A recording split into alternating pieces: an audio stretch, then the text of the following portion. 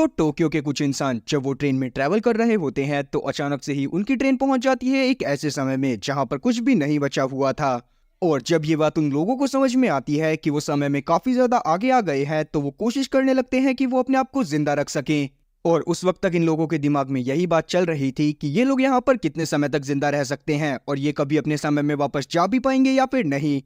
तो कहानी की शुरुआत होती है टोक्यो में, जहां पर हम लोग सभी लोगों को देख पाते हैं जो कि अपने काम में काफी ज्यादा बिजी थे। हम लोग कुछ लोगों को देख पाते हैं जो कि भागते हुए ट्रेन को पकड़ने की कोशिश कर रहे थे ताकि वो जल्दी से जल्दी अपने ऑफिस में पहुंच सकें। अब जब ये लोग ट्रेन को पकड़ लेते हैं तो उसके बाद ये वहां पर फोन चलाने लगते हैं। इनमें से किसी को भी एक दूसरे से कोई भी मतलब नहीं था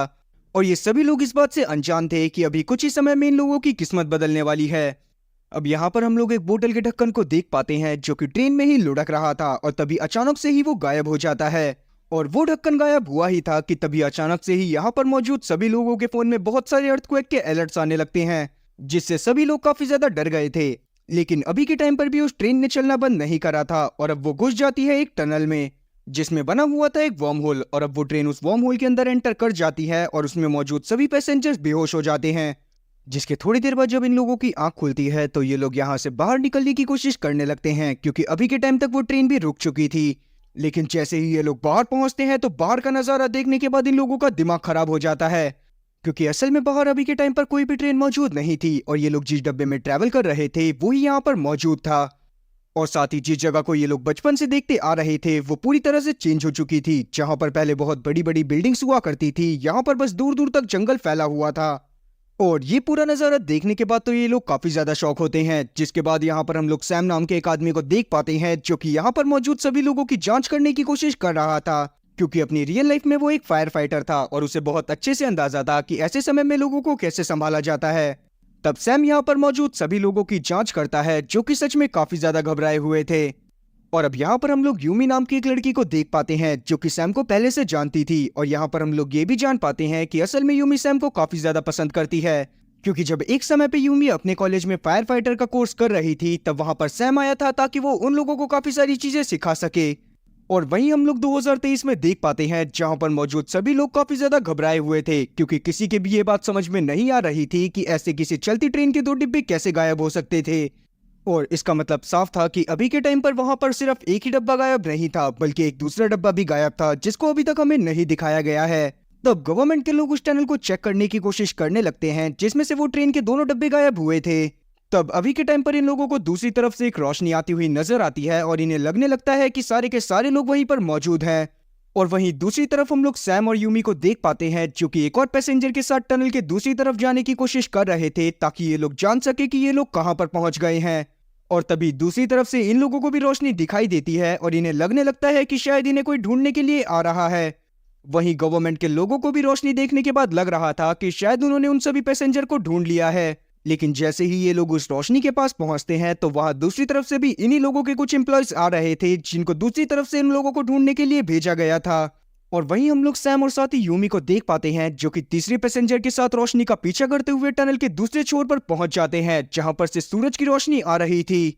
और जब ये लोग बाहर निकलने के बाद थोड़ा सा ऊपर चढ़कर देखते हैं तो यहाँ पर पूरी तरफ रेगिस्तान था। जो चीज देखने के बाद ये सभी लोग काफी ज्यादा डर जाते हैं क्योंकि इन तीनों में से किसी के भी ये बात समझ में नहीं आ रही थी कि आखिरकार ये लोग पहुंच कहां पर गए हैं। और अब ये लोग वहां पर मौजूद उस जगह की वीडियोस बना लेते हैं ताकि ये लोग बाकी पैसेंजर के पास जाकर उन सबको ये सारी चीजें दिखा सकें। और जब ये लोग वापस पहुंचकर सभी लोगों को इस बारे में बताते हैं तो कोई भी इनकी बात पर भरोसा नहीं करता, पर जब ये लोग वीडियोस दिखाते हैं तो ना चाहते हुए भी सभी लोगों को इनकी बात पर भरोसा करना पड़ता है। अब ये सभी लोग काफी ज्यादा परेशान हो रहे थे क्योंकि इनकी समझ में नहीं आ रहा था कि आखिरकार ये लोग यहाँ पर सरवाइव कैसे करेंगे। और दूसरी सबसे बड़ी बात ये थी कि अगर यहाँ पर इंसान मौजूद नहीं थे तो इन लोगों को कौन बचाएगा।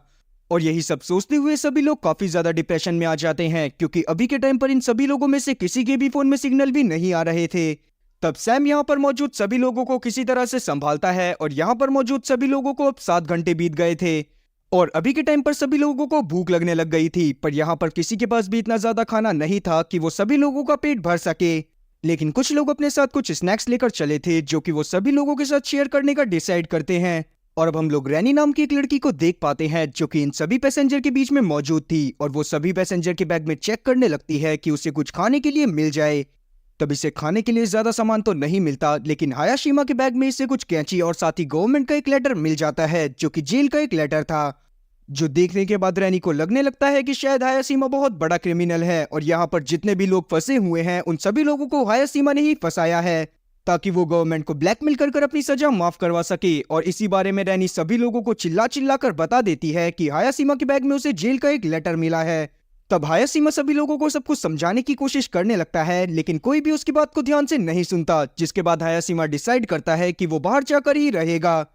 अब यहाँ पर हम लोग शिराहामा नाम की एक लड़की को देख पाते हैं जो कि अपने साथ काफी सारे फ्रूट्स लेकर चल रही थी, इसीलिए वो सभी लोगों को भूखा देखते हुए सभी लोगों के साथ फ्रूट शेयर करने का डिसाइड करती है। और अब जब सभी लोग फ्रूट्स खाते हुए अपना काम कर रहे थे, तब हम लोग यहाँ पर कटाना नाम के एक लड़के को देख पाते हैं जो कि फ्रूट्स खाते हुए ये एक वीडियो को देख रहा था जो कि अभी कुछ समय पहले उसने बनाई थी, जिसमें वो क्लियरली देख पाता है कि रैनी सभी लोगों के बैग से खाना चुराने की कोशिश कर रही थी। और जैसे ही ये बात सैम को पता चलती है तो वो तुरंत ही अपने एक साथी के साथ बाहर जाता है ताकि वो हियाशिमा को वापस ला सके।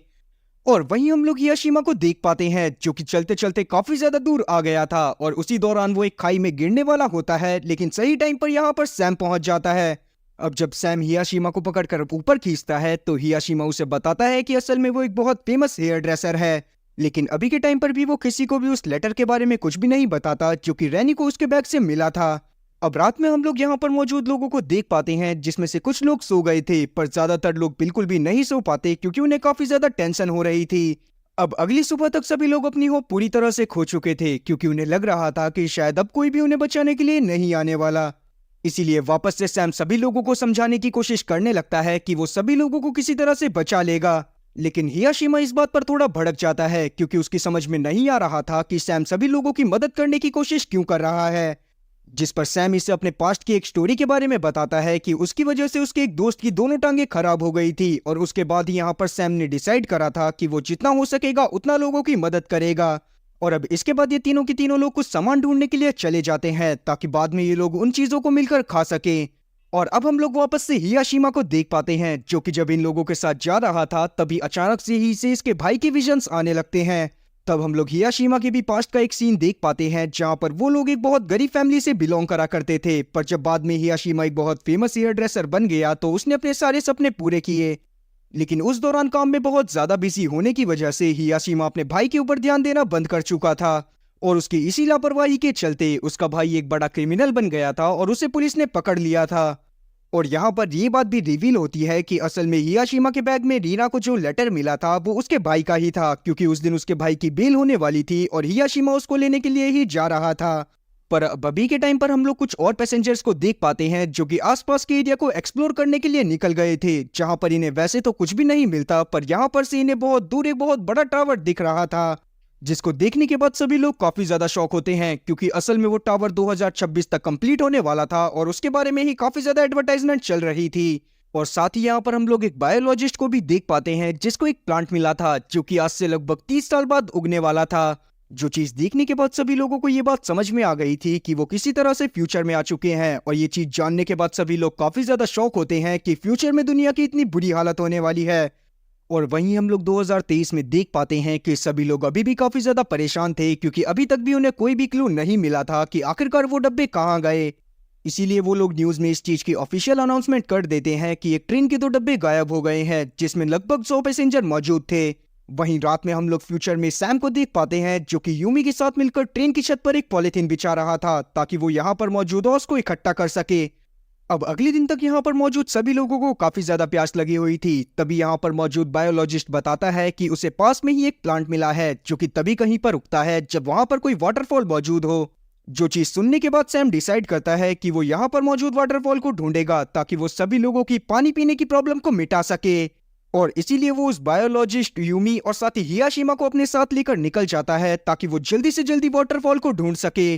तब ये लोग वाटरफॉल को ढूंढते हुए एक पहाड़ के पास पहुंच जाते हैं जो कि काफी ज्यादा ऊपर था, और उसको देखने के बाद ये लोग समझ जाते हैं कि हो ना हो वहां पर ही पानी मौजूद हो सकता है। इसीलिए वापस आकर ये लोग एक रस्सी बनाते हैं ताकि सैम उन पहाड़ों के ऊपर चढ़ सके। फिर जैसे ही सैम वहां पर रस्सी लेकर पहुंचता है तो वहां पर उसे पानी मिल जाता है, जिससे सभी लोग काफी ज्यादा खुश होते हैं। तभी ऊंचाई से सैम ये भी नोटिस करता है कि जहां पर पहले कभी टोक्यो सिटी मौजूद हुआ करती थी वहां पर आज बस एक बहुत बड़ा समंदर मौजूद है।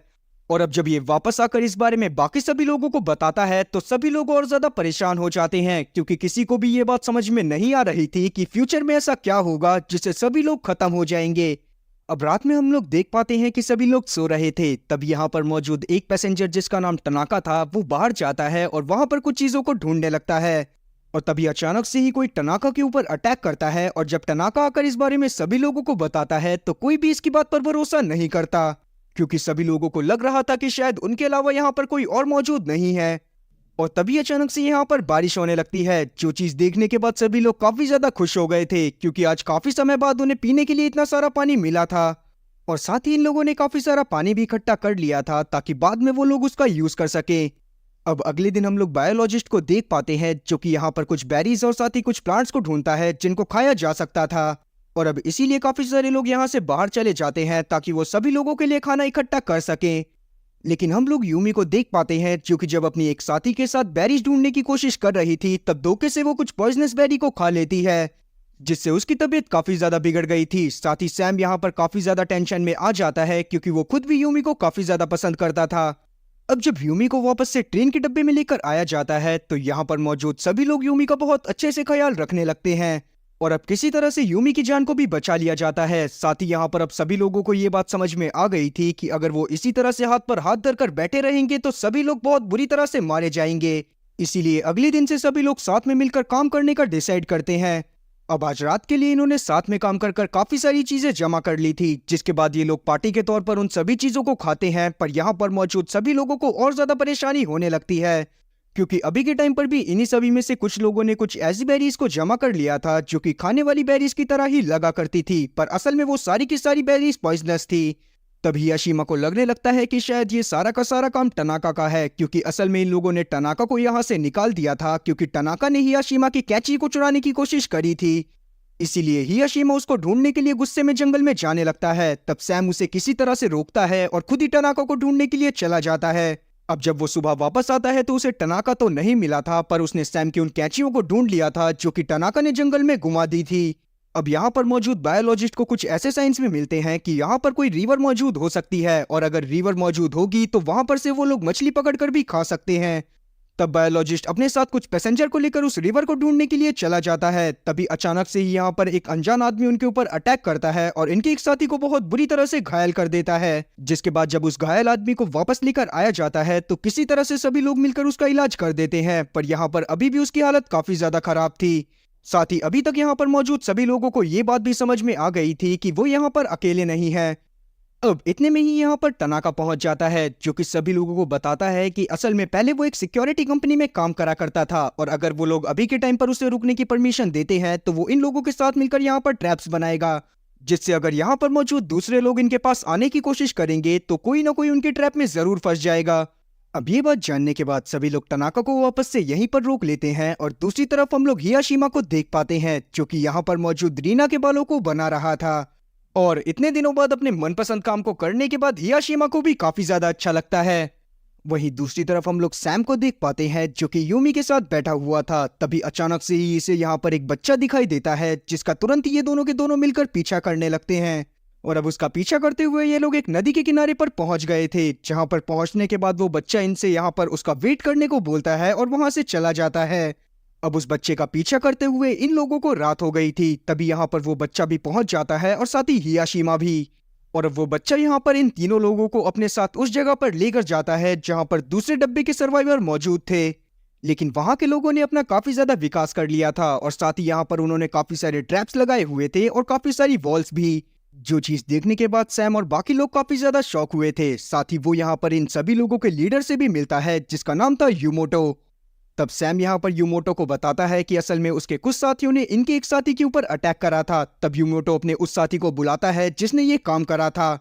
और अब जैसे ही वो आदमी सैम के सामने आता है तो वो सैम से इस चीज के लिए माफी मांगने लगता है। साथ ही यहाँ पर सैम यूमोटो से बताता है कि उसे यहाँ पर काफी सारी चीजें मिली हैं, और तब यहाँ पर यूमोटो भी अपनी काफी सारी इन्फॉर्मेशन इन लोगों के साथ शेयर करता है कि असल में जब वो लोग यहाँ पर पहुंचे थे तब यहाँ पर उन्हें एक बोट मिली थी जिसके अंदर एक रेडियो भी था, पर वो रेडियो खराब था। तब यूमोटो ने किसी तरह से उस रेडियो को सही करा और उसके बाद उस पर सिग्नल ढूंढने की कोशिश करने लगा, जिसमें भी वो किसी तरह से कामयाब हो गया, और उसे कनाडा से कुछ सिग्नल आए जिससे उसे पता चला कि असल में वो 2060 में पहुंच गए हैं। और साथ ही उसे ये बात भी पता चली कि इस दुनिया का विनाश 2026 में ही हो गया था। असल में उस समय की सभी स्पेस एजेंसीज लगातार काफी सारी सैटेलाइट लॉन्च करे जा रही थी ताकि वो स्पेस के बारे में ज्यादा से ज्यादा इंफॉर्मेशन निकाल सके, और उनमें से ही एक सैटेलाइट एक एस्ट्रॉइड से टकरा गई, जिसके बाद वो एस्ट्रॉइड आकर अर्थ से टकरा गया और उसी के बाद सभी लोग यहाँ पर मारे गए। अब जब सैम वापस से योमोटो से रेडियो के बारे में पूछता है तो योमोटो इसे बताता है कि अचानक से ही वो सारे सिग्नल्स गायब हो गए जो कि इसे आ रहे थे, जिसके बाद कभी भी वापस से इसका उन लोगों से कांटेक्ट नहीं हुआ। अब ये सारी चीजें जानने के बाद सैम को और ज्यादा टेंशन होने लगती है कि वो अपने साथियों के साथ यहाँ से कैसे निकलेगा। अब इस बारे में सैम जाकर अपने बाकी सभी साथियों को बताता है कि वो लोग धोखे से 2060 में पहुंच गए हैं। जो चीज जानने के बाद सभी लोगों को लगने लगता है शायद भगवान ने इन्हें एक मौका दिया है ताकि ये किसी तरह से फ्यूचर में होने वाली तबाही को रोक सकें। अब इस बारे में जानने के बाद सभी लोग कोशिश करने लगते हैं कि ये किसी तरह से वापस से पास्ट में जा पाए, लेकिन काफी देर तक अपने दिमाग के घोड़े चलाने के बावजूद भी किसी को कोई भी आइडिया नहीं मिलता। इसीलिए ये लोग पास के तालाब में जाते हैं, जहां पर से थोड़ी देर नहाने के बाद ये लोग काफी सारी मछलियां पकड़ कर लाते हैं। वहीं हम लोग टनाका को देख पाते हैं जो कि काफी ज्यादा अकेला फील कर रहा था, क्योंकि पहली बात तो कोई उससे सही से बात नहीं करता था और दूसरा टनाका को भी किसी के साथ रहने में कोई दिलचस्पी नहीं थी, और इसीलिए वो पास में पड़ी कुछ झाड़ियों की मदद से अपने लिए एक दोस्त को बना लेता है ताकि वो उसके साथ बैठकर बातें कर सके। अब अगले दिन हम लोग बाकी लोगों को देख पाते हैं जिन्होंने कैरेट 6 की तरह अपने पास भी कुछ बाथरूम्स बना लिए थे ताकि सभी लोग वहां पर बड़े आराम से नहा सकें। और फिर जब वो लोग अपने लिए खाना ढूंढने के लिए जाते हैं तब यहाँ पर हम लोग बायोलॉजिस्ट को देख पाते हैं जिसके हाथ में एक अजीब सा स्टोन लगा था जो कि हरे कलर का स्टोन था। लेकिन ये सब होते हुए टनाका ने भी देख लिया था, इसीलिए वो तुरंत ही यूमोटो के पास जाता है ताकि वो इस बारे में उसे बता सके। और अब जब यूमोटो को इस बारे में पता चलता है कि दूसरे ग्रुप वालों को कुछ हरे कलर के पत्थर मिले हैं जिनकी मदद से ये लोग अपने घर में वापस जा सकते हैं, तो वो सबसे पहले टनाका को कुछ खाने को देता है। बदले में टनाका भी यूमोटो से वादा करता है कि जैसे ही इसे दूसरे ग्रुप के बारे में और ज्यादा इंफॉर्मेशन मिलेगी ये तुरंत ही यूमोटो को आकर उन चीजों के बारे में खबर करेगा। अब आके हम लोग वापस से रैनी और साथी यूमी को देख पाते हैं जो कि आपस में बातें कर रहे थे। तभी अचानक से ही किसी बात को लेकर इन दोनों में बहसबाजी हो जाती है, जिस दौरान रैनी यूमी को गुस्से में धक्का दे देती है और यूमी जाकर एक गड्ढे में गिरती है जिसमें पहले से ही एक इंसान की लाश पड़ी हुई थी। जो चीज देखने के बाद सभी लोग काफी ज्यादा शॉक हुए थे। दूसरी तरफ हम लोग टनाका को देख पाते हैं जो कि उसी मछली को खाते हुए अखबार को पढ़ रहा था। अब हम लोग वापस से रैनी और साथी यूमी को देख पाते हैं जिनके पास कुछ कैरेस्टिक्स के लोग पहुंच गए थे, और जैसे ही वो लोग यहाँ पर पहुंचते हैं वैसे ही वो इन दोनों के ऊपर हमला कर देते हैं। तब रैनी तो किसी तरह से अपनी जान बचाते हुए यहाँ पर से भाग जाती है, लेकिन यूमी वहीं पर फंस गई थी। अब रैनी भागती हुई पहुंच जाती है सीधा सैम के पास, और जब सैम को इन सब चीजों के बारे में पता चलता है तो वो तुरंत ही हियाशिमा के साथ निकल जाता है ताकि वो यूमी को बचा सके। लेकिन जब तक वो उस जगह पर पहुंचता है जहां पर अभी थोड़ी देर पहले कैरेट 6 के लोगों के साथ यूमी मौजूद थी, तब तक यूमी और साथी कैरेट 6 के लोग वहां से जा चुके थे। और अब हम लोग यूमी को देख पाते हैं जो कि उन लोगों से बचती हुई कहीं पर भागने की कोशिश कर रही थी, और अब ये भागती हुई एक बोट में चढ़ गई थी ताकि ये वहां पर छुप सके। अब दूसरी तरफ हम लोग सैम और साथी हियाशिमा को देख पाते हैं जो कि कैरेट 6 के लोगों के ऊपर अटैक करने के लिए चले गए थे। अब जब यूमोटो को इस बारे में पता चलता है कि उसके साथियों ने ऐसा काम करा है तो वो सैम और साथी उसके साथियों से माफी मांगने लगता है। साथ ही वो डिसाइड करता है कि वो किसी भी हालत में यूमी को ढूंढ कर ला कर देगा। लेकिन अभी के टाइम पर सैम को लग रहा था कि शायद यूमोटो ने ही यूमी को छुपा कर रखा हुआ है, इसीलिए वो इसे उस लाश के बारे में भी बताता है जो कि कैरेट 6 के लोगों के ठिकाने के पास इन लोगों को मिली थी। जो चीज जानने के बाद यूमोटो इससे अपने लीडर बनने की कहानी बताने लगता है कि जब वो लोग यहाँ पर आए थे तब एक इंसान यहाँ पर बहुत ज्यादा एग्रेसिव हो गया था और साथ ही वो काफी ज्यादा घबरा भी गया था, और तब यूमोटो ने उसे समझाने की कोशिश करी, लेकिन जब वो इंसान नहीं माना और उसने यूमोटो के ऊपर ही अटैक कर दिया तो यूमोटो ने सेल्फ डिफेंस के पीछे उसका कत्ल कर दिया। और इसके बाद से ही यहाँ पर मौजूद सभी लोग यूमोटो को अपने लीडर के रूप में देखने लगे, और वो लाश भी उसी इंसान की थी। अब जब ये बात सैम और साथी हियाशिमा को पता चलती है तो वो अपने बेस में वापस लौट जाते हैं, जहां पर जाने के बाद वो कोशिश करते हैं ताकि वो कुछ वेपन्स बना सकें। और दूसरी तरफ हम लोग यूमोटो को देख पाते हैं जो कि जब अपनी बोट में वापस लौटता है तो वहां पर वो रेडियो में लोगों से बात करने की कोशिश करने लगता है। लेकिन यूमी जो कि उसी बोट में छुपी हुई थी वो यूमोटो को ये सब करते हुए देख लेती है। साथ ही उसे ये बात भी पता चलती है कि यूमोटो बाकी सबको बेवकूफ बना रहा है, और ऐसा इसी वजह से क्योंकि असल में वो जिस रेडियो के थ्रू बाकी लोगों से कांटेक्ट करने की कोशिश कर रहा था उसकी तो तार ही टूटी हुई थी। अब जब यूमी बाहर आकर यूमोटो से इस सब का कारण पूछती है तो यूमोटो इसे बताता है कि असल में वो यहाँ पर लीडर बनकर ही रहना चाहता है, वो पास्ट में वापस नहीं जाना चाहता क्योंकि पास्ट में उसे कोई भी तवज्जो नहीं देता। लेकिन यूमी ने डिसाइड कर लिया था कि जैसे ही वो यहाँ से बाहर निकलेगी वैसे ही वो इस सब के बारे में बाकी सभी लोगों को बता देगी। तब यूमोटो इसे रोकने की कोशिश करने लगता है, लेकिन जब यूमी इसकी बात को नहीं मानती तो यूमोटो इसे यहीं पर बांधकर यहाँ से चला जाता है। अब रात में हम लोग सैम और साथ ही उसके साथियों को देख पाते हैं जिन्होंने काफी सारे वेपन्स बना लिए थे। साथ ही उन्होंने अपना पूरी तरह से मन बना लिया था कि वो अगले दिन जाकर कैरेज 6 के लोगों के ऊपर अटैक कर देंगे। तब यहाँ पर दो जने डिसाइड करते हैं कि वो यहाँ पर से पहले किसी एक बिल्डिंग को ढूंढेंगे ताकि वो लोग वहां पर जाकर रह सके, क्योंकि कहीं ना कहीं कैरेज 6 वाले लोग इनसे बहुत ज्यादा ताकतवर थे। और बिल्कुल ऐसा ही होता है। अगले दिन वो दोनों के दोनों जने उस जगह को ढूंढने के लिए निकल जाते हैं जहां पर वो बैटल के हारने के बाद अपने साथियों के साथ रह सकते थे। और अभी के टाइम पर कैरेज 5 के लोग कैरेज 6 के लोगों के ऊपर अटैक करने जा ही पाते कि इतने में ही यहाँ पर कैरेज 6 के लोग आ जाते हैं जो कि कैरेज 5 के लोगों के ऊपर ही अटैक करने के लिए आए हुए थे। और अब धीरे धीरे यहाँ पर लड़ाई बहुत ज्यादा भारी हो जाती है, जहां पर हम लोग देख पाते हैं कि कभी सैम की टीम तो कभी यूमोटो की टीम एक दूसरे के ऊपर भारी पड़े जा रही थी। तब यूमोटो यहाँ पर सभी लोगों को रोकने की कोशिश करने लगता है, पर अभी के टाइम पर वो फाइट बढ़े ही जा रही थी और वो फाइट तब तक बढ़ती रहती है जब तक यहाँ पर खुद यूमी नहीं पहुंच जाती, जो कि किसी तरह से वहां से छूटकर आ गई थी।